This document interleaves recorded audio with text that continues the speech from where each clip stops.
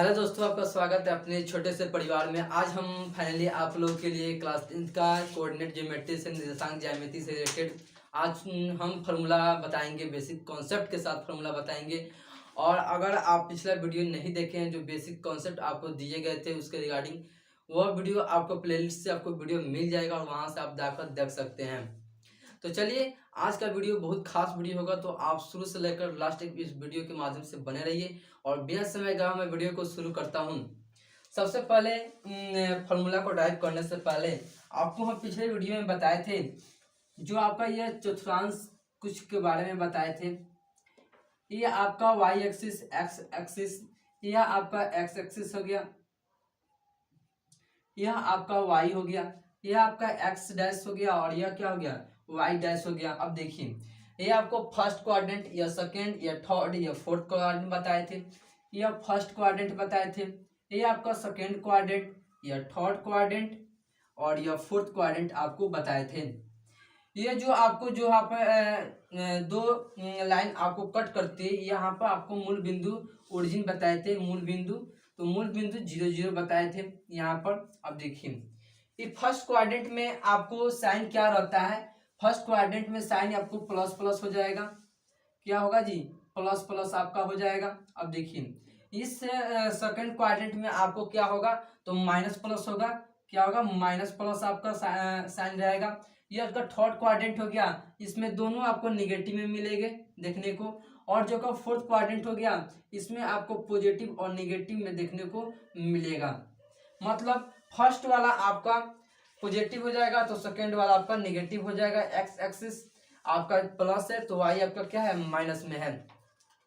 यहाँ से रिगार्डिंग आपका आता है जैसे एक्स एक्सिस, जो एक्स एक्सिस पर कोई अगर बिंदु ज्ञात करना है तो उसका नियामक क्या होता है। इसका नियामक जैसे यहाँ पर हम लिखते हैं कि एक्स अक्ष अक्ष पर अगर एक्स बिंदु दिया हो, अगर एक्स अक्ष पर स्थित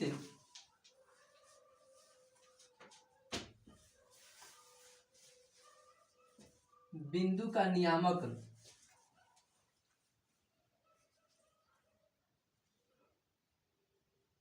तो एक्स एक्स पर आपका किसी बिंदु का नियामक क्या होगा, तो एक्स एक्सिस कर रहा है तो वाई को क्या कर देना है, 0 कर देना है। क्या जी, 0 कर देना है।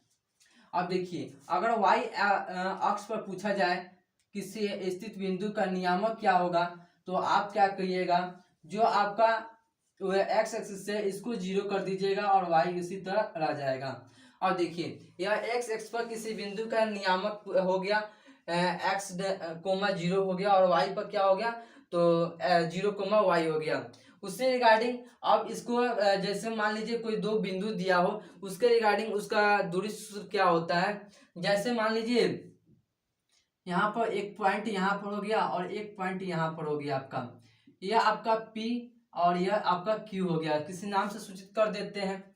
जैसे इस पॉइंट को अगर x1 y1 देते हैं और इस पॉइंट को अगर हम x2 y2 देते हैं, तो इसको निकालने का दूरी सूत्र क्या होता है, दो बिंदु के बीच की दूरी आपका दो बिंदुओं के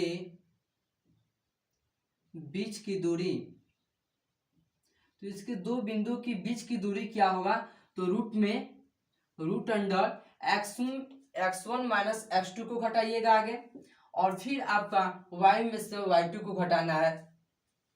अब देखिए, x1 माइनस x2 का whole square plus y1 minus y2 का होल स्क्वायर, ये आपका दूरी सूत्र का फॉर्मूला हो गया। दो बिंदु के बीच की दूरी ज्ञात करने का एक सूत्र हो गया, root under x minus x2 का whole square plus y minus y2 का होल स्क्वायर। अब देखिए, यह जो आपको फॉर्मूला दिखा आप इस प्रकार भी लिख सकते हैं, या आप x2 माइनस x1 भी घटा सकते हैं। किसी तरह आप घटाइएगा तो आपका आंसर आपका क्या होगा, सेम ही आएगा।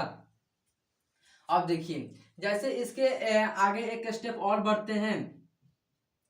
जैसे अगर पूछ दिया जाए अगर इस ओरिजिन से अगर कोई अगर पॉइंट दिया हो उस पॉइंट के बीच की दूरी क्या होगी।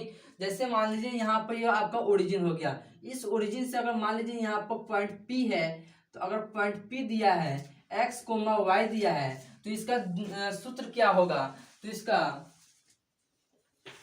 मूल बिंदु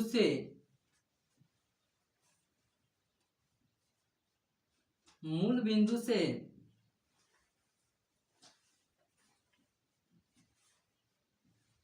स्थित किसी बिंदु की दूरी क्या होगा। तो इसका दूरी निकालने के लिए root under x square minus y square कर दीजिएगा, तो आपका यह दूरी फॉर्मूला आपका एक पता हो जाएगा। ओरिजिन से मूल बिंदु से आपका पी एक्स के बीच की दूरी आपका फाइंड आउट हो जाएगा। अब देखिए इसके एक स्टेप और भी बढ़ते हैं। अब आता है विभाजन सूत्र। क्या जी, विभाजन सूत्र आता है। विभाजन सूत्र आता है आपका। इस विभाजन सूत्र में फर्स्ट स्टेप आपका होता है अंतर विभाजन। अंतर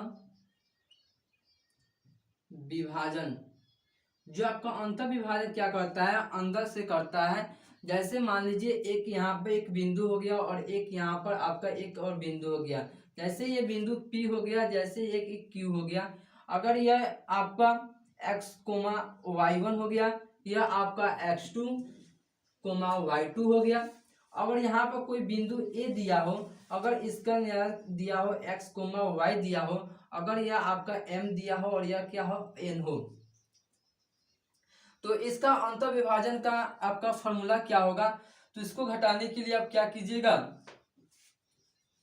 यहां से x जो आपका x नियामक ले रहे हैं, तो x नियामक आपका चिन्ह ज्ञात करना है आपको।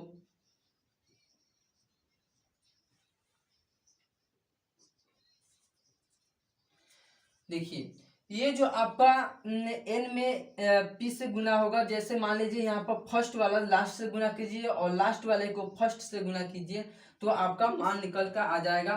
तो यहाँ पर आपका आ जाएगा m से x2 में गुना कीजिएगा तो mx2 हो जाएगा,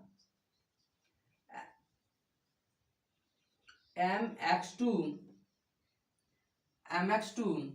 फिर आपको गुना करना है mx2, फिर आपका nx1 हो जाएगा प्लस nx1 बटा m प्लस n हो जाएगा आपका m प्लस n। और फिर आपका y का नियामक लेंगे तो आपका y से हो जाएगा my2 प्लस ny1 बटा m प्लस 1। यह आपका एक फॉर्मूला आपका आ गया अंतर विभाजन का। क्या जी, यह आपका क्या हो गया, एक अंतर विभाजन का आपका फॉर्मूला हो गया। इसी प्रकार से बाह्य विभाजन का, तो बाह्य विभाजन क्या करता है, बाहर से करता है। यहाँ से जैसे मान लीजिए आपका एक बिंदु आपका ले लिए, जैसे आपका ये P बिंदु x1 कोमा y1 और यहाँ पर Q हो गया, लेते हैं। कह रहे हैं बाह्य विभाजन मतलब बाहर से। क्या जी, बाहर से। तो यहाँ पर Q बिंदु आपका x2 कोमा y2 आपका हो गया, और बाहर से मान लीजिए कोई बिंदु A ले लेते हैं, x कोमा y लेते हैं, और यहाँ से जैसे यह आपका M हो गया और यह आपका N हो गया। अब देखिए इसका फॉर्मूला क्या होता है बाह्य विभाजन का। तो बाह्य विभाजन का फॉर्मूला, तो बाह्य विभाजन का कहता है a comma x comma y का बाह्य विभाजन का, जो आपको प्लस में दिख रहा होगा इसको सिर्फ आपको माइनस में कर देना है जी। किसमें जी, माइनस में कर देना है। mx2 माइनस nx1 बटा m माइनस n, फिर आपका my2 minus my2 plus minus ny1 बटा m-1, यह आपका बाय विभाजन का आपका एक फॉर्मूला आपका हो गया। तो यहाँ से आप क्या कर सकते हैं, आपका दो बिंदु के बीच की दूरी, मूल से स्थित किसी बिंदु के निकालना है उसकी दूरी, और यहाँ से विभाजन सूत्र होता है, तो अंतर विभाजन फिर बाय विभाजन। इसका अगर आप इसको लिखना चाहते हैं तो आप इसको लिखिए, हम यू गए और यू एम। तो चलिए, तो आप इसको लिख चुके होंगे, तो इसे हम मिटाते हैं और फिर और भी फॉर्मूला कुछ है तो उसको हम ड्राइव करते हैं। जैसे यहाँ पर आपको हम बताए हैं मूल बिंदु से स्थित, इस आप सब लिख चुके होंगे। अब एक्स स्क्वायर प्लस हो जाएगा, x square plus y square हो जाएगा, मूल बिंदु से स्थित बिंदु की दूरी हो जाएगा, और इसे हम मिटाते हैं और एक स्टेप और भी बढ़ते हैं, इससे अकॉर्डिंग और भी फॉर्मूला हम लिखते हैं।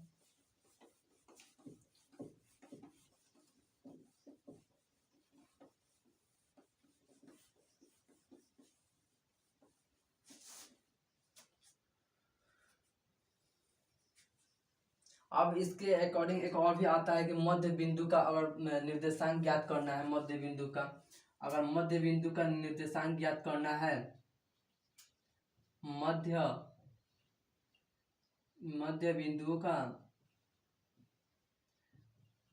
का निर्देशांक ज्ञात करना है,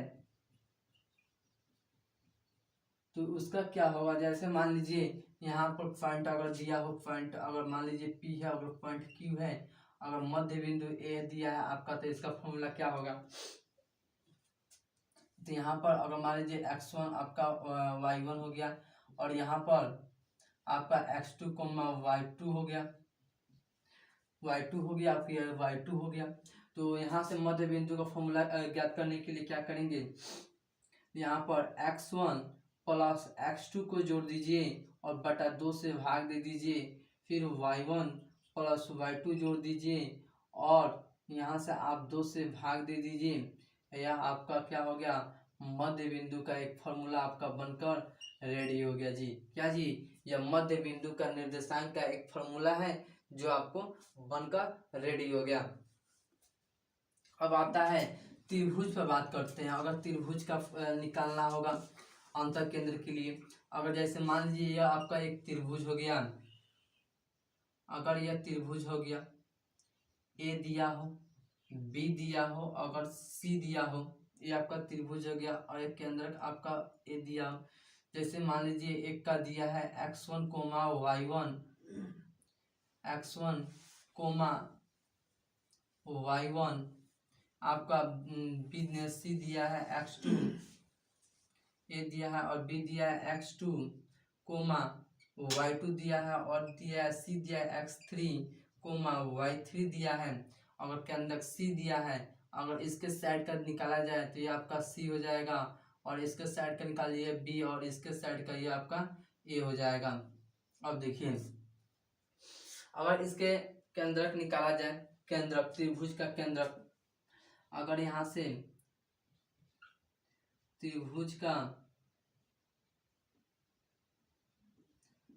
केंद्रक निकाला जाए, केंद्रक त्रिभुज का केंद्रक का तीनों को जोड़ दीजिएगा और 3 से क्या कर दीजिएगा, भाग दे दीजिएगा, तीनों को जोड़ना है। तो x1 plus x2 plus x3 बटा 3 से भाग दीजिए, और y1 plus y2 plus y3, और यहाँ से आपको 3 से भाग दे दीजिए। ये आपको त्रिभुज का केंद्र का फॉर्मूला आपका यह हो जाएगा, ये आपका त्रिभुज का केंद्र का फॉर्मूला हो जाएगा। या आप इसको मिटाते हैं और इसको हम एक स्टेप और बढ़ते हैं।